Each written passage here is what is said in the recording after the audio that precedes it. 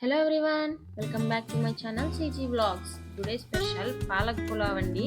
ఈ వీడియోలో మనం చాలా ఈజీగా తక్కువ నూనెతో పాలక్ పులావ్ని ఎలా తయారు చేయాలో చూపిస్తాను.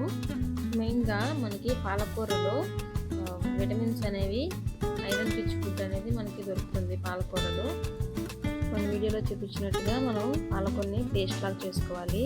అన్ని దినుసులన్నీ వేసేసి పచ్చిమిర్చి, కొత్తిమీర, పాలకూరని మంచిగా పేస్ట్ చేసుకోవాలి. ప్యాన్ తీసుకొని నెయ్యి వేసుకోవాలి. నెయ్యి కొంచెం కరిగిన తర్వాత కొంచెం ఆయిల్ కూడా వేసుకోవాలి.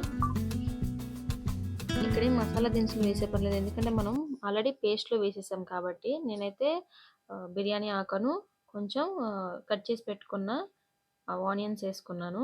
అలాగే ఇప్పుడు మనం కొన్ని వెజ్జెస్ వేసుకుందాం, కట్ చేసి పెట్టుకున్నవి.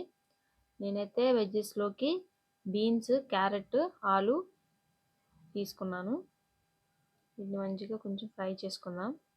ఇప్పుడు మనం పాలక్ని పేస్ట్ చేసుకున్నాం కదా, పాలక్ పేస్ట్ని వేసుకొని అందులోకి నేను పచ్చి బఠానీ కూడా వేసుకుంటున్నాను.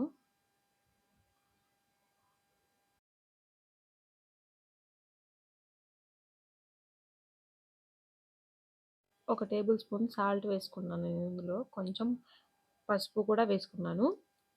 1/4 అయితే సరిపోతుంది పసుపు అయితే. అందులోకి మనం కావాల్సినంత రైస్ తీసుకొని దాంట్లోకి క్వాంటిటీకి సరిపడా వాటర్ కూడా పోసుకుంటే సరిపోతుంది. నేను ఇక్కడ బాస్మతి రైస్ తీసుకోలేదండి, నార్మల్ రైసే తీసుకున్నాను.